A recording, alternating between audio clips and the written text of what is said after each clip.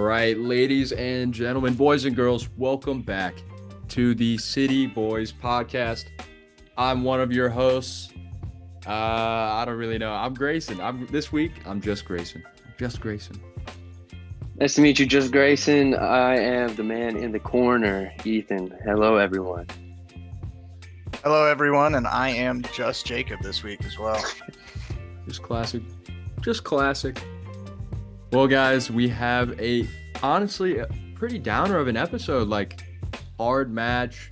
We got some rough news, and we got some good news to round it out. But it was a hard midweek matchup for St. Louis City. As you guys know, we played against LAFC this weekend at home, and the match did not go as planned. The match ended 2-0. Definitely a match filled with controversy on and off the field, specifically at that pitchside monitor. Ref has some explaining to do, and he tried his best, but it didn't really fulfill what I was asking for. But we will talk about that a little bit more in this episode. Let's kick it off with our lineups from this week. Take it away. Yeah, I've got the lineups for this week. It's been copy and paste, except finally we got to see Nielsen back in the lineup. So starting at the back, we've got Roman Berkey in net. Had a little bit of a scare in the middle of the game where he started touching his shoulder, but he looks to be all good. Then we've got Thomas Totland, Tim Parker, Joachim Nielsen, Anthony Markinich in our back line, Chris Durkin, Tomas Ostrak as our CDMs, Rasmus Alm, Indiana Vasilev, and Celio Pompeo as our attacking mids, and then João Klaus up top. Yeah, honestly, this has to be the worst game I've seen from this lineup so far. I've really come to love this lineup, and today it just looked completely different than it has in the past. Let's go ahead and talk about what went wrong for us this week. Ethan's going to hit us with a little match review. Yes, sir. I would be happy to. Unfortunately, like you guys said, not the strongest outing from our starting 11. We're going to quickly take you through the game. So it starts off in the 16th minute, really, with a Klaus missed penalty kick. Really, I don't think anyone expected that, but in my opinion, it kind of set the tone for the game. Next up, there was an early Markinich yellow card in the 27th minute. And before the first half ended, Markinich seemed to redeem himself before the referee went to the monitor and disallowed it. What do you guys think about that? The disallowment was tough. I thought my point of view, which was everybody's point of view on the TV, it was really tough to try and overturn that call, especially after giving it goal. I didn't see enough of a camera angle to convince me that he had handled the ball, and that's genuinely from an unbiased standpoint. So it sucked to have that goal get disallowed. What did you think, Grayson? We had another big penalty conversation earlier this season. I actually can't remember exactly which matchup it was, but I did break down exactly where in the rules I think the breach would have been. But No. I will say, so as the ball gets crossed in, it does look like it hits Markanic's head first, bounces off the defender's head and then onto Markanic's arm, but honestly does not change the trajectory of the ball at all. And then it falls softly to his feet where he taps it in. So based on the rules, because the shot comes directly after the touch from the hand, it has to be ruled out. If that's the case. But I've also not seen a good enough clip to convince me that the ball was handled and that it was necessary to be overturned. But that's my ruling so far. I agree. I think that Markinich is a little hard done to get that disallowed, but I think Berkey and Klaus both said it best in the post-game presser. The rules, it is what it is. We have to accept it. Markinich has to, look back on his previous performances and learn and just keep moving forward. Although I'm very excited to see Deere perform in that left back position, if it's not Kyle Hebert. Anyways, to start the second half off, we see a Kyle Hebert substitution for Joachim Nielsen. So we do see some minute management from Nielsen, which makes sense. Although very curious to see Kyle Hebert step in at the center back position while Markinich was on a yellow card.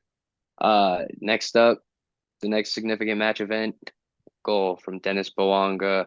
He gets in over the top, beats Roman Berkey 1v1. It was a good finish. What else would you expect from Bouanga in that position? What'd you guys see on that goal? Yeah, Markinich held him on. This is not Markinich's best game. Markinich held him on that run, and then just the touch to the finish. He's a world-class player. He's gonna do that to you, and when you get burned like that, I mean, just like you said, Ethan, what do you expect? Something that I've been thinking about this goal is really just like how often we see that exact run of play become so dangerous to us. And it's often because Marcanic is pushing forward, like higher up into the midfield. So it's definitely an area that needs to be looked at. We keep getting caught out in that exact same way. We've only been punished twice for it. This being the second time, first time being LA Galaxy, but that back wing keeps getting exposed over the top. So, yeah, definitely needs to be addressed by Carnell and the coaching staff.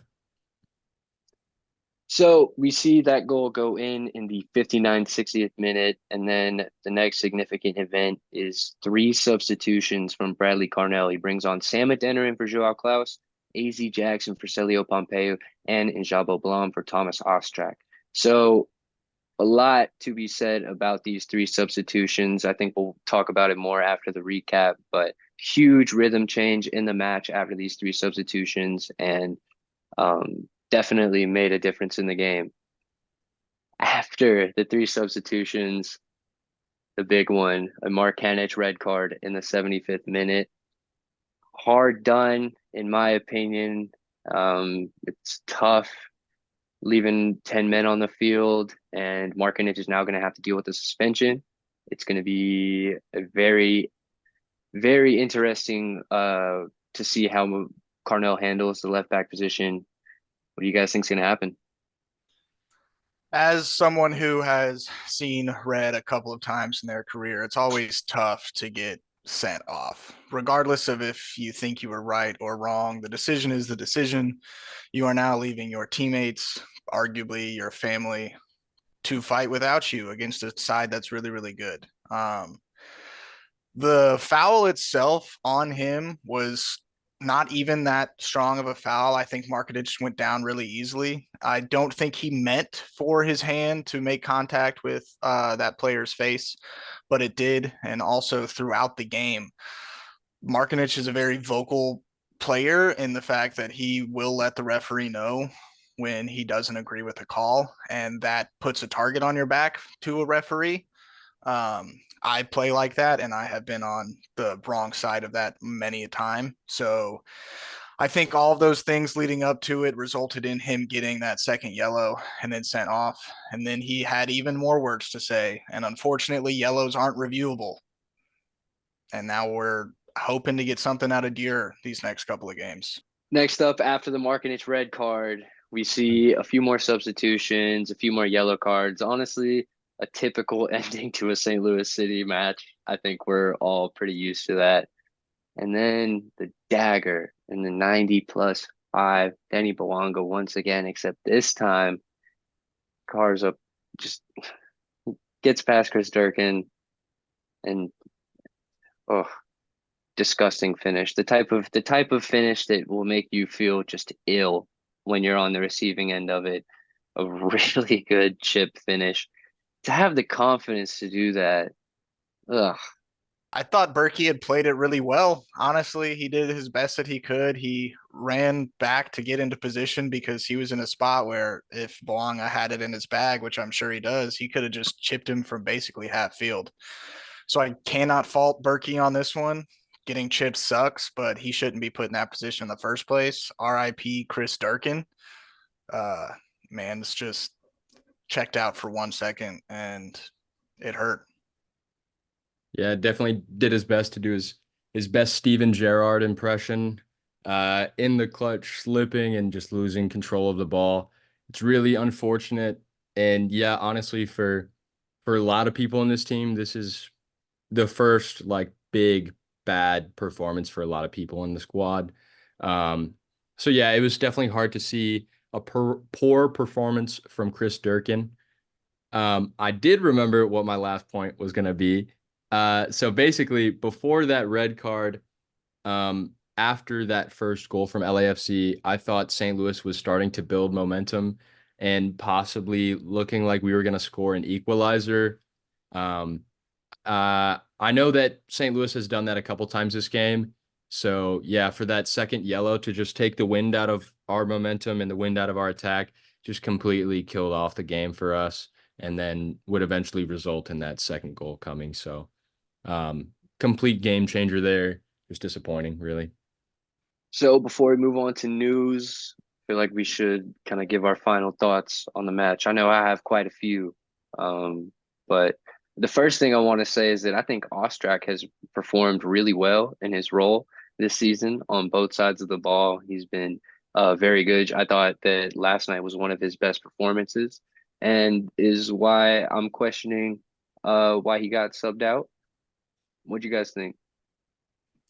He probably got subbed out along the same lines as why Nielsen started, was to give Blom some of those game time minutes because Blom's coming off of an injury. And I would say between Durkin and Ostrak, I'd rather keep Durkin out there for the rest of the match. I do agree with you. I think this has been Ostrak's best performance since coming into the team last season. You guys have heard me earlier, even in this season, say that I don't think Ostrak deserves to wear the city kit anymore. Get this man out of here.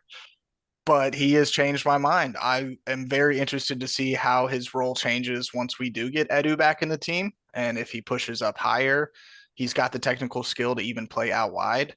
But I do think he is a must start at this point. I really just didn't like that substitution. In my opinion, I think Ostrich stays and it just should be a like for like.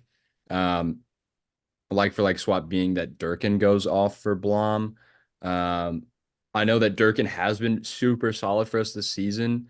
And of course, in hindsight, we know he does make that mistake in the end.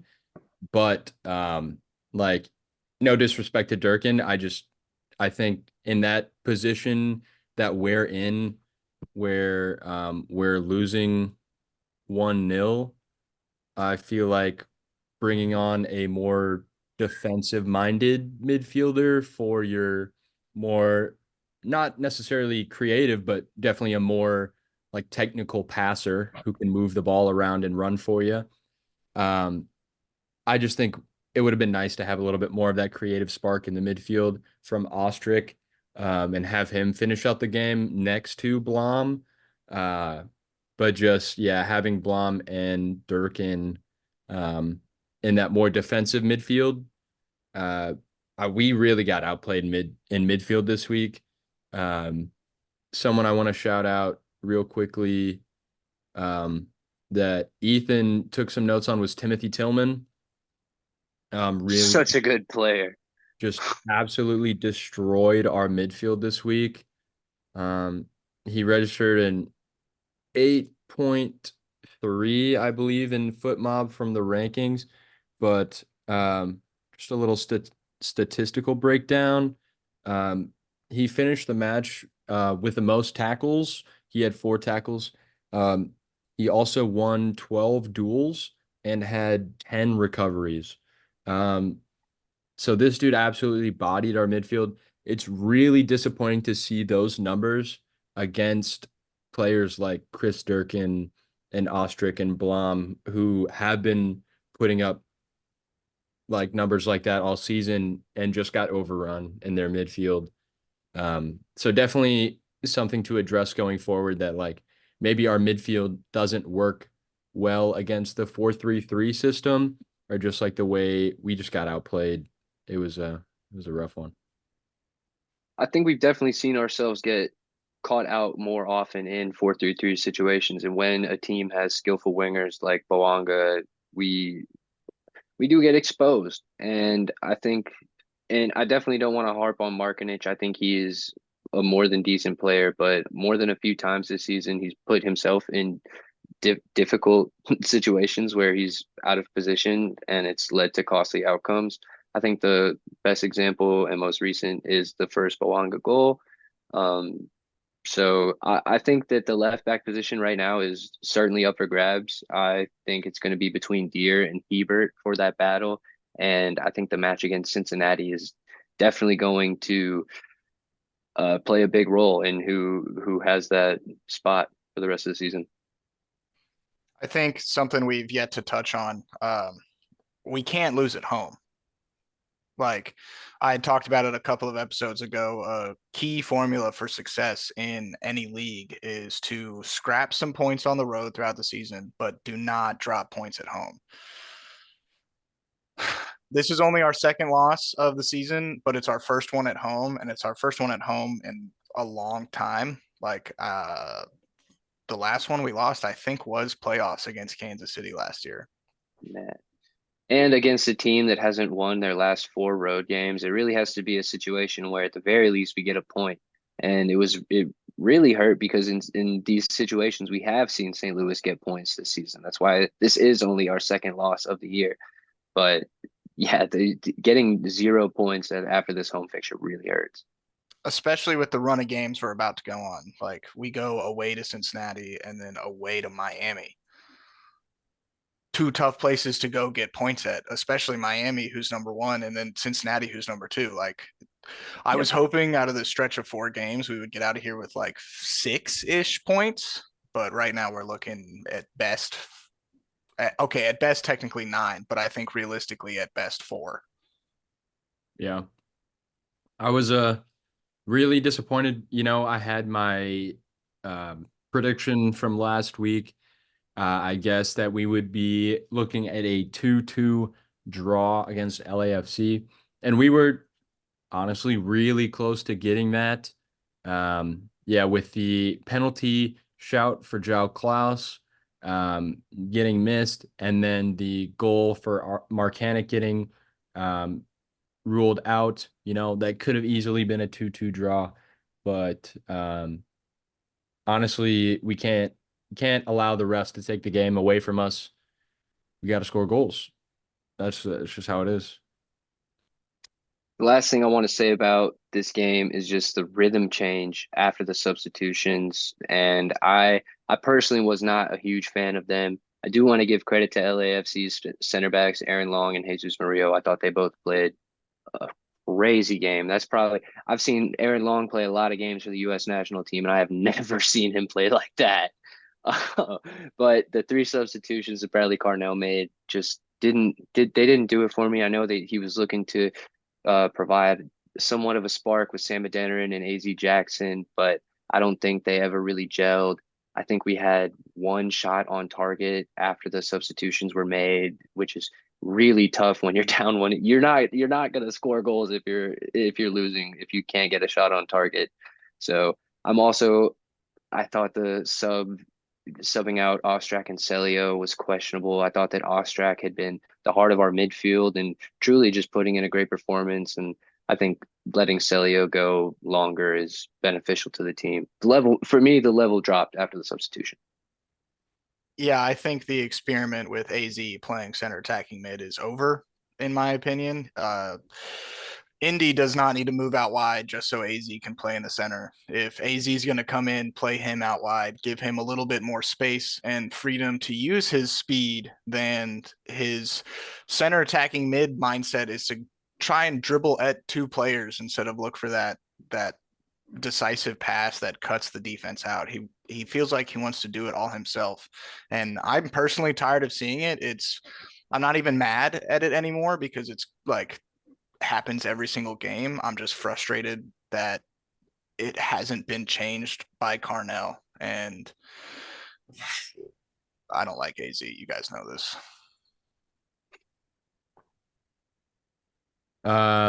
Any final comments before we hit these 3 points for this week? Cool. I say we kick it off. Uh, should I go first? I can go ahead and start it off. So, Let's hear it. guys, from this week, I just wanted to share with you guys kind of a little breakdown on what the team is feeling after this match. We get to hear a lot of what the fans are saying, but what are the boys saying? Um, so some post-match thoughts from Carnell. Quote, "We try to control things the way we can control them, but unfortunately the night gets away from us. Um, Play with emotion. We like the edge. We got to stick to the rhythm of the game that we create. Unfortunately, did not create enough rhythm. Don't think the score line is a reflection of where we were for most of the game." Uh, Marcanic saying of we should be winning at home no matter what. So, you know, um, Marcanic does share that same idea. Klaus took a little bit of responsibility. He said he let the team down today. I'm sure he's feeling real shitty about how that penalty take went. And yeah, I went and looked back. Klaus has taken 2 penalties for St. Louis City SC this season. Of course, Leuven is our regular PK taker. Klaus buried his first of the season against, I want to say, LA Galaxy, maybe, or Austin FC, one of the two. He still kept that same stutter step run up, but something I noticed differently he did this time. This time he kind of leapt into it, like he took like a massive leap and then a little stutter, and it looked like when he landed from the big jump, he looked off balance and he was trying to catch himself. And so that's why I think he did take such a poor penalty. Um, so just a little off balance there. He said, "I don't think we played a bad game today. We look good as a team." Um, I think when they're talking about this, we're talking about um, kind of how we looked before the substitutions. I do kind of see where we saw that like nice chemistry between the attacking squad that we've seen the past couple weeks. We saw that start to build. Um, from Tim Parker says disappointed. Didn't think we gave up enough chances to lose the game in that manner. I'm sure he means 2-0. At home, you don't ever want to lose. Think we can compete with anyone in this league. There are moments we have to stress to be locked in as we can because little lapses against players like Bouanga are moments that are going to hurt us. Um, and he said he feels like more alertness came after the first goal, um, which is definitely not a good thing. We shouldn't have to rely on going down 1-0 for our players to become more alert and liven up.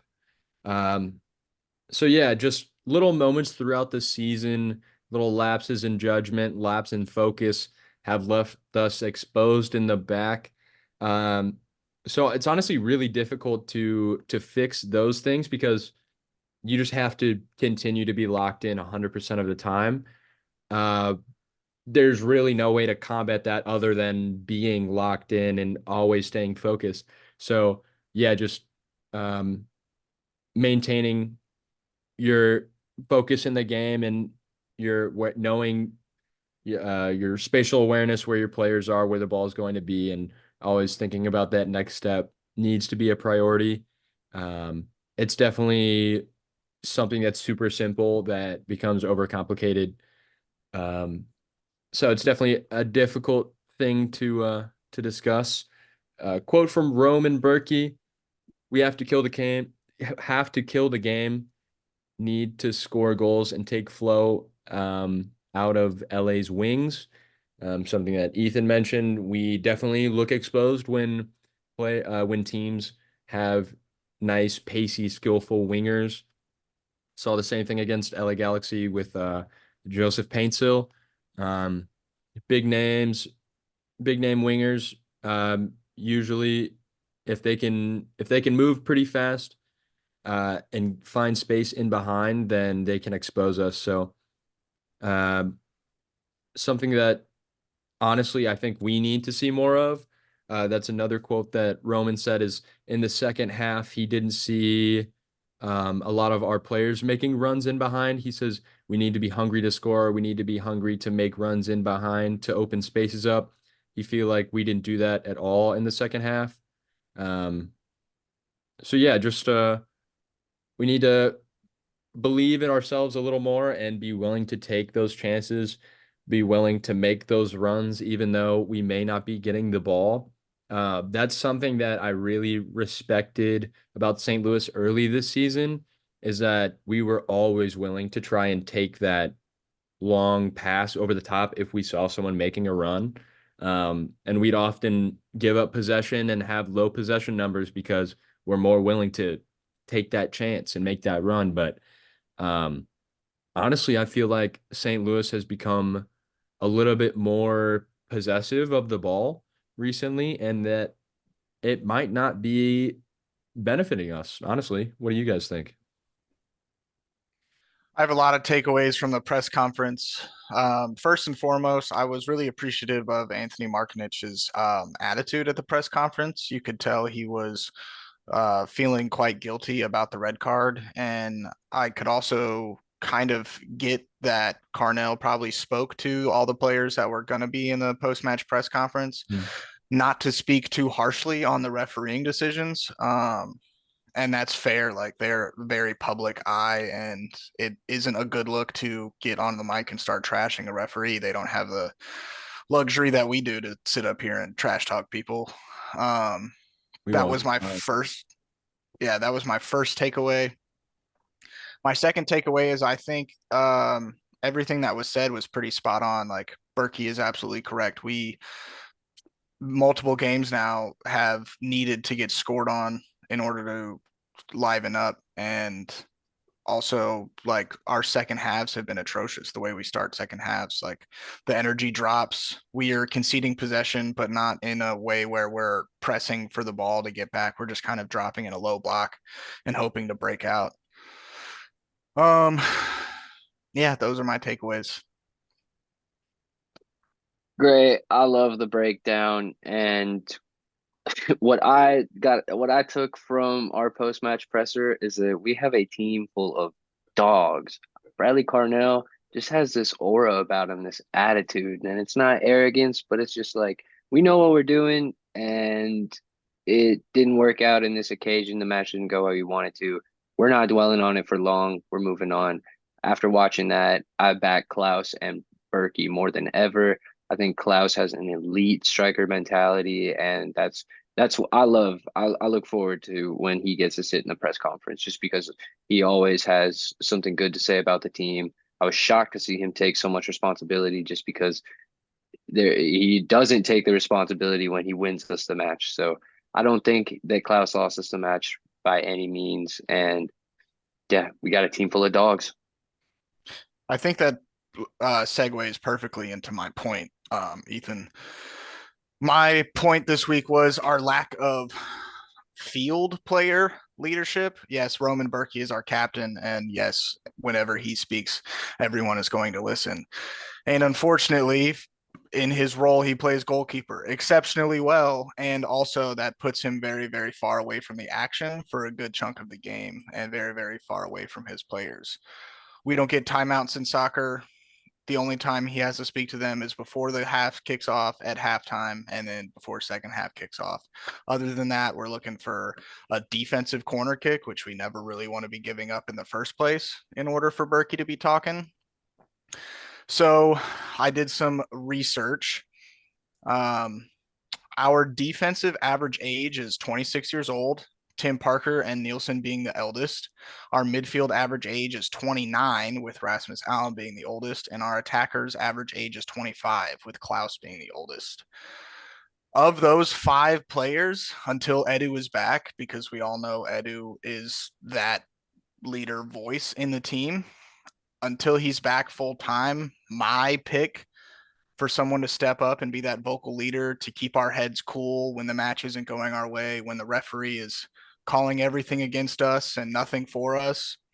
I would choose Tim Parker to step up. I know he does have a respected voice in the locker room, yet I have yet to see on the field anybody step up and take that vocal leadership role.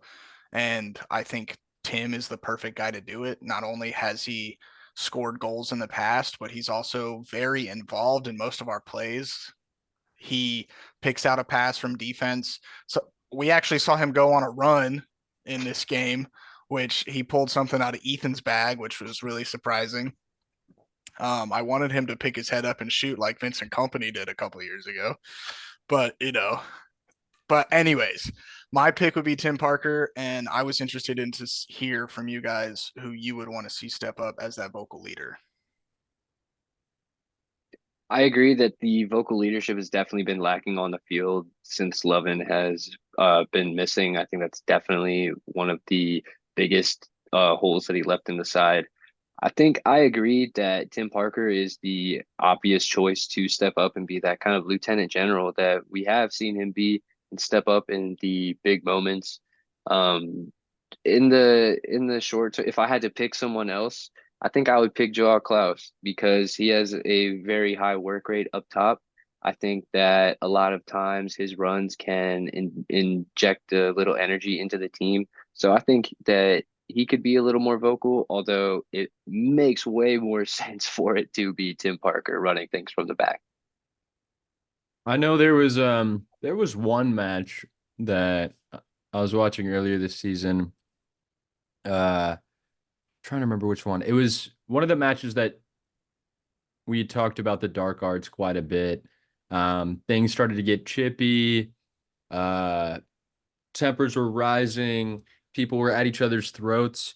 And I remember thinking that we needed Tim Parker to be more of an enforcer uh, in those moments. And I'm trying to remember the exact moment, but I think one of our players had gotten taken out and Parker's right there, but I think he didn't really step up to the player like I thought he should have and kind of like backed up our guys. I don't know.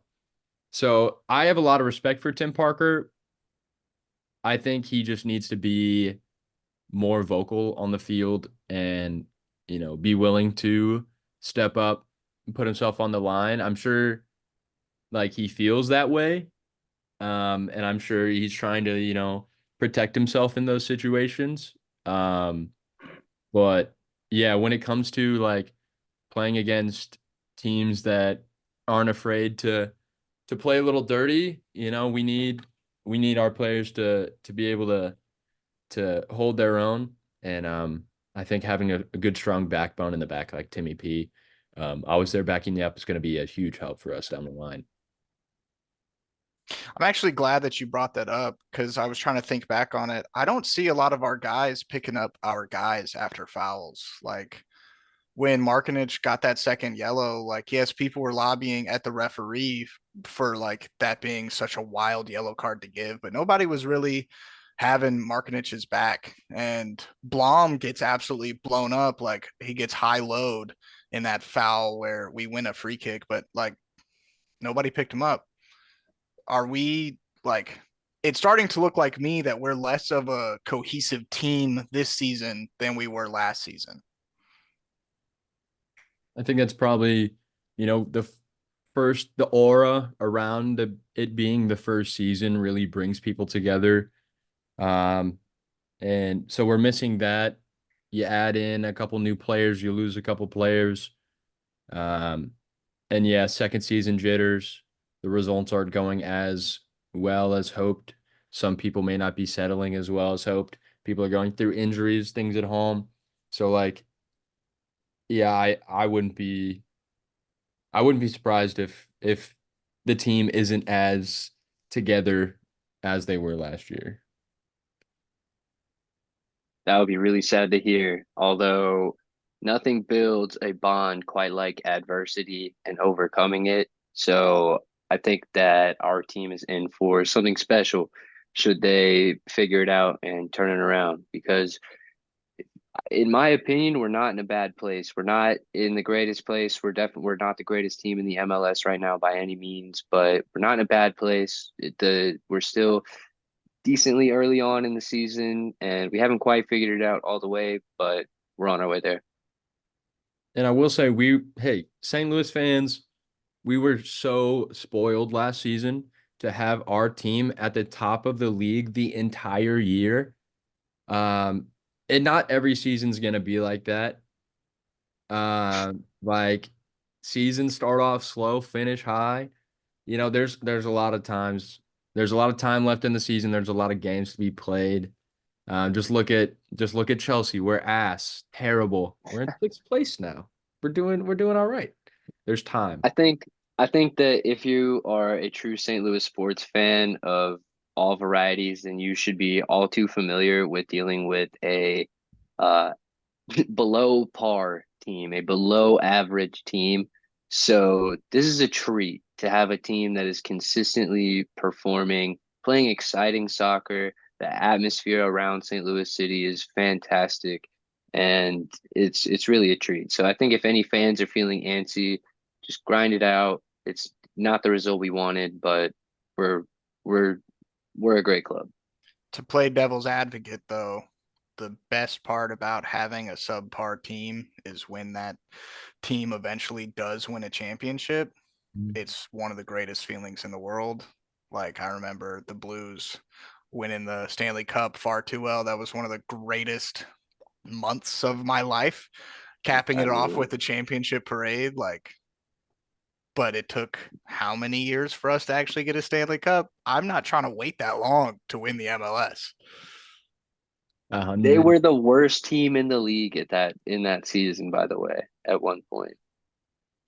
That's actually fair. Anyways, anyways, back to City, back to St. Louis City, our boys. I got our third and final point, and it's slightly more lighthearted than post-match press conference and on-field leadership. This time we're going to be talking about the nutmeg once again, one of our favorite topics on this podcast. And how could it not be? It's not just something you cook with, all right? In soccer, it's something fun, but in this instance, I'm talking about it in a very tactical manner because what we saw last night was a culmination of nutmegs and swagger that led to a 95th minute dagger by Denny Bowanga. Let me explain. If you're familiar with basketball and the crossover or an ankle breaker, you know just how much that shifts momentum towards one team. And if, for example, you break someone's ankles and you make an 18-foot shot, that's a momentum change in the game. It doesn't quite work like that in soccer, but when you complete a nice nutmeg and you make a nice attacking move out of it, you don't necessarily need a goal for that momentum to go in your way. And I think that's what we saw a few times from LAFC against St. Louis City. Specifically, I'm thinking of an instance where Malik Tillman nutmegs some. I'm not even going to name names because it's not great. Malik Tillman nutmegs player X and then begins a very nice attacking move in which I don't believe LAFC profits from, but that actually might have been the move that started their goal for Denny Bowanga. I digress. Denny Bowanga had a very fun time on the pitch last night. He was pulling them out all over the place. And what do we see in the 95th minute but a player riding the high of a goal and a bunch of nutmegs on the field, a player full of confidence pulling out a chip over the best goalkeeper in the league. I don't think that is a disputable claim. It's disgusting. What they did with the nutmeg last night was a tactical advantage that LAFC gave themselves over St. Louis City. And when we went down to 10 men, we saw the attacking momentum shift their way for a good portion of the second half. So that's why the nutmeg is not just a fancy skill move that you try on your homies. It can actually be a tactical advantage. And I think LAFC used it very well to their advantage last night. Yeah, the first thought that runs through your head when you get nutmeg is fuck. And if fuck is running through your head enough times in a match, you're going to play bad. And that's exactly what happened to us last night. After enough times, man, we just fumbled the bag, bro. Yeah, I think St. Louis might be particularly susceptible to nutmegs. I think that is due to our style of play. Just because we have our attackers running full tilt at at their players. Uh, as an attacker, if you're standing still with the ball, having a defender sprint at you full tilt is honestly one of the best situations you can be in. You can hit them with a slight body feint, and the momentum of their movement will take them, so you can easily move out the way. Um, because our St. Louis players are attacking full force at all times, um, certainly susceptible to getting some moves put past us. It's definitely a vibe killer. It's not good for morale, but um, I do want to be clear about something though. I don't think that Chris Durkin got nutmegged and then immediately dropped his shoulder and he's like, "Damn, I'm taken out of the game." But I do think what we saw is over a culmination of the game is eventually defenders start backing off just a little more because they don't want to get nutmegged, or they know they've seen what this player can do and they're just backing off. They're a little more timid. They're a little more timid, and as the game goes on, it wears on you. And I think Bowanga's second goal, not just a finish, but how the lead up to it. Chris Durkin kind of fumbles around because he knows he has pressure with Boanga on him, and Boanga is able to profit. So it's not to say that St. Louis City got lost because they got nutmegged a few times, but I think that it is a point of notice. Anyways, do we want to get on to some St. Louis City news? We had some big news this week. Courtesy of Matt Baker. So as you guys know, or as you guys may have heard, Edward Leuven had a solo presser he wanted to address St. Louis City fans. So Edward Leuven says he wants to be as transparent as possible, and has confirmed that his wife does have cancer. So prayers out to him and his family as they're going through it, working through that. Leuven says to his brothers and sisters in Christ, request for prayers and courage in this time. Notes his wife is doing well and is happy to see him playing again. He says it's been tough watching, being on the outside watching, but notes that he has joy to be back with the squad now, and being back to training itself and being with the guys is just amazing. So yeah, definitely a super difficult thing to work through. But something that my mom had mentioned, he couldn't have a better support group around him, being part of the St. Louis City organization. I'm sure they're working with his family, doing everything they can to give them the support they need. So yeah, to all the St. Louis fans out there, just prayers up, and be thinking about your family and friends. Yeah, nothing but good vibes and well wishes to the Lovin family, and we're glad to have him back. It was nice to just see his face and hear him again, and yeah, we wish you guys the best. Yeah, T's and P's. I'm definitely looking forward to having him back on the field, but we're a big take care of home first podcast, and I just think this is one of the most important things that needs to be taken care of before he steps back out on the field. If he needs to take the entire season, I totally understand. This is kind of a topic that hits fairly home for me, so I get what he's going through, and I'm sorry, and I hope for nothing but the best for him and his family. Indeed. Indeed, definitely some hard news to share with you guys. But we do have some good, positive news to share with you guys. That being, you can now find St. Louis City City Boys podcast on Spotify now. How about that? How about that? So yeah, you guys can find all of our episodes so far. I think all 11, this being episode 12, are now available on Spotify for your listening pleasure. Yes, and if you're finding us on Spotify, we are also on YouTube. So go like, subscribe on YouTube, and follow on Spotify. Make sure you rate us 5 stars and all that other good stuff. Yeah, on Spotify, you don't have to look at us. So I don't know if you're interested in that. That might be for you guys. Listen to us on in the car.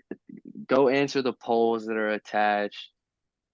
Give us a review. Say something about the podcast. Say Yeah, something we It to want does. me. Say something. Yeah. I was gonna say it doesn't have to be positive. You can talk your shit. We claim to know ball, but we don't know everything. So if we're missing something, let us know. Just know if you do leave a negative comment or review, we will love it. We will cherish it. And thank you. And we will laugh about it in our group chat. So thank you. Thank you very But much. also our moms will see that. So you better be careful. Michelle does not play. They will come for you. Who knows? The negative comment might come from Michelle. That is true. That is true. That is true. Oh, dude. Before we move on, though, before we move on to FC Cincinnati, gentlemen, we ready for another installment of Kick Clash? Yes, sir. Ding, ding, ding. Hit that bell, baby. The match is started. This week in Kit Clash, we are up against LAFC's away kits.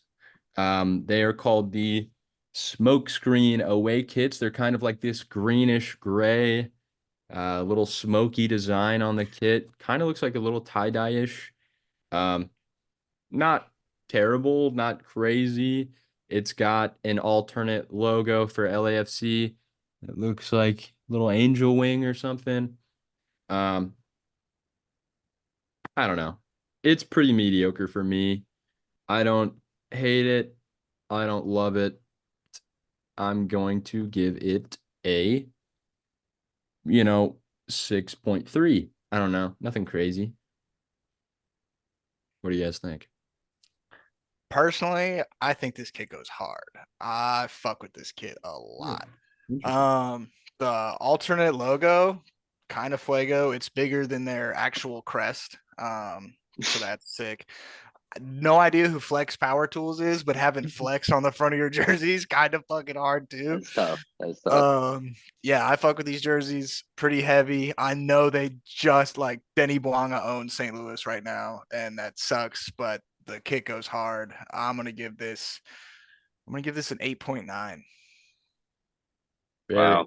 very high rating. That is extremely high. And it's tough. That's tough to follow because you know what?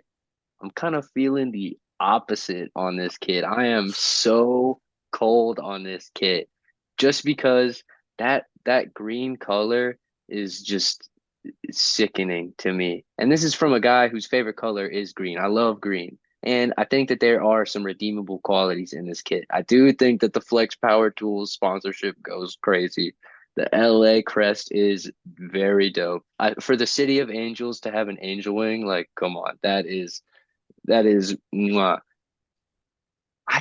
I love the black and gold for LAFC. So for this to be the colorway of this kit just did not do it for me. For me, sub five, a four on the money for me, a Wow. four rating. That color is that egregious to me. I think they could have done so much better with this kit. I think this is the first polarizing kit in Kit Clash for the team. Very polarizing. And like a very low, a high, and a right down the middle for me. Just want to say, like, this is not personal for LAFC. I actually am we'll talk about it again later when we play them away. I actually really fuck with their home kits and their whole, like the club as a whole. LA being one of the better expansion clubs. Honestly, for if I'm picking any expansion club for St. Louis to emulate, it is LAFC because they really burst onto the scene against a major competitor, LA Galaxy being one of the most successful clubs in the MLS, and almost instantly surpassing them in quality of squad since their like inaugural season, they've been contending for either regular season awards or making a good run in the playoffs. Always a good squad. So Grayson, do you know when we play them away? nope. Because if it's too deep into the summer, they might have Giroud at that point, and Ah, that is going to be a ah, very different LAFC game. Olivier Giroud and K Kamara are two very different players. Yeah, I love Olivier Giroud. I'm a massive, massive fan of that guy. So I'm not excited for him to come to the league and tear it up because I think he will. I think he He's will. going to the Euros this summer. Yep. Yep. Yep. Yep. Yep. Yep. Yep. Despicable. there's Despicable. actually recently a lot of talk of a lot of big names coming to the MLS, specifically the San Diego FC player Mhm. acquisition rumors, with Mm. my favorite player of all time, Kevin De Bruyne, being linked with them, and also Sergio Ramos. And if both of those two signings happen for San Diego FC and we do not get Marco Royce, I will be fuming. Nah, it's definitely MLS is once again gonna have to face arguments of being a retirement league. But if it makes the league this much fun, I'm not gonna hate on it. Like I love it. I love it. I love having the mixture of the old retired guys and the young Americans who are fighting their way. And sometimes they kick the old retired guys' asses. It's a great, great spectacle. Gotta love it. And yeah. Dude, that's what I'm saying. The MLS is a really great place for players like that.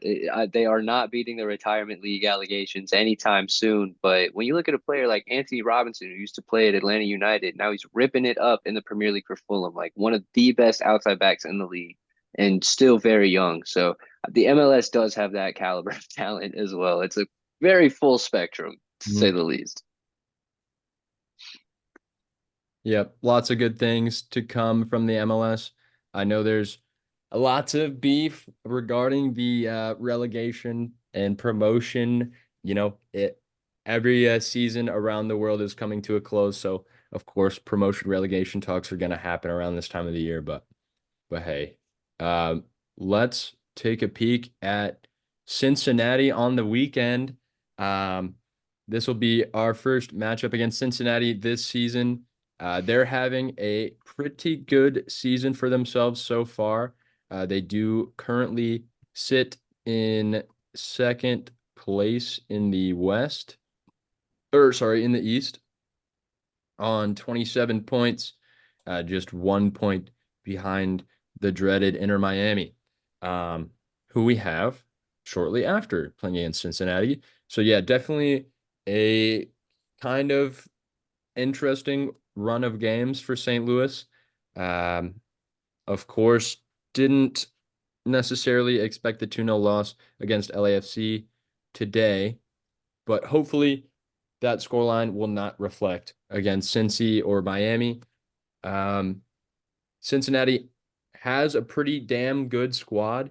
They did lose some big names, specifically Brandon Vasquez, their star striker, the young American, made his move down to Mexico with Guadalajara, I'm pretty sure, or no, Monterrey. And he's tearing it up down there. But they did acquire a certain Miles Robinson, men's national team center back, to shore up that back line. Of course, they still have former MLS MVP Lucci Acosta. So they definitely still have a ton of weapons to work with. Um, I'm a little worried about this game, not gonna lie. But I'm not Dude, gonna predict a loss. I can't do it. I can't do it yet. I'm gonna predict a 1-1 draw, low scoring, weirdly enough. it is very low scoring, especially considering our matchup last season produced a 5-0 thriller if you're a St. Louis City fan away at that. Uh, I am very excited to see this match just because we came up against a very good LAFC squad and we gave them a good battle. That was a titan bout for the first 45 minutes, in my opinion. Very exciting, and I am expecting much of the same from a very good Cincinnati team. They are coming off 5 straight wins, and that includes a 2-1 victory in the Hell is Real rivalry, which, in my opinion, is probably the best in the league right now. St. Louis and Kansas City are working their way towards it, but the Hell is Real goes crazy.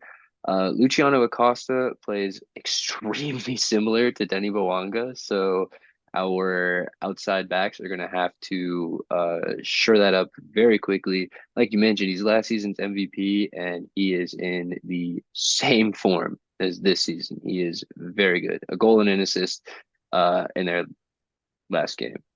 Uh, no, just a goal. Sorry. Also, they have Miles Robinson and Matt Miazga. Matt Miazga won Defender of the Year last season, and we know how good Over Miles Tim Robinson is. Parker. Yeah, so there honestly there should be a little chip on Tim's shoulder there, in my opinion. They and to be fair, they are two of the best defenders in the MLS. But nonetheless, are specifically Joao Klaus and Sam Adeniran have their work cut out for them. Something I also noticed about Cincinnati is that one of their strengths is kind of our weaknesses, and that is getting balls to the back post and scoring headers. That's how we have conceded more than a few times this season, and they profit from that quite a few times. I also noticed Kevin Kelsey on their team is really showing out as an elite player. He's come off the bench and provided good spark for them. Also, they have DeAndre Edlin on their Oh squad. yeah, dude, I forgot DeAndre moved there from Miami. Like, I totally forgot about that. He is a U.S. men's national team legend. Um, Legend. he's not getting any No, statues, but yeah, no hate on DeAndre Yedlin. He just was not the right back that we expected him to be when he was playing for Seattle all those years ago. didn't quite turn out. But the last thing I want to say about this game is just that I think the quick turnaround from the midweek match is going to be a good thing for the mentality and the squad. We dominated in Cincinnati last season, so I think we're going into this game confident despite coming off of a loss. And I think I'm gonna predict a win. I'm gonna predict a win because although Cincinnati's in great form and Luciano Acosta will likely score a goal on us, I think we have more and we have that dog mentality. I'm going 2-1 St. Louis City with a goal from Celio to start the match off just because he will provide that attacking spark. I also refuse to predict a loss. Um, I don't know if I refuse to predict a draw just yet. I know I predicted one a couple weeks ago, and I think we won. So maybe that's a trend that I'll follow. Maybe fade Jacob, but this is tough. I'm hoping we're coming into this game with a chip on our shoulder. We just had one of our players get a red card. You know, we had a goal called back. It was a tough game for us. Do I think that's how we're going to play? Maybe.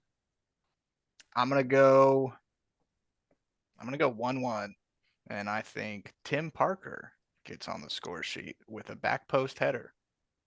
I love that. I Please realized, do. I realized that I didn't pick a player to score. I pick Sam Adeniran. I think it's been a couple of matches since we've seen him score. I think he's not gonna start. I think he's gonna come off the bench again for sure.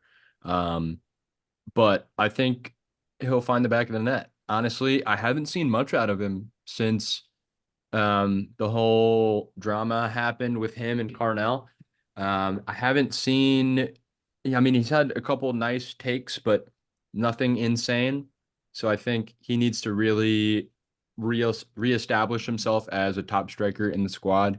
If he wants to compete with Klaus for that top starting striker position, when Klaus misses a PK, now's your chance. So speak up and score a goal, Big Sam. Let's hear it.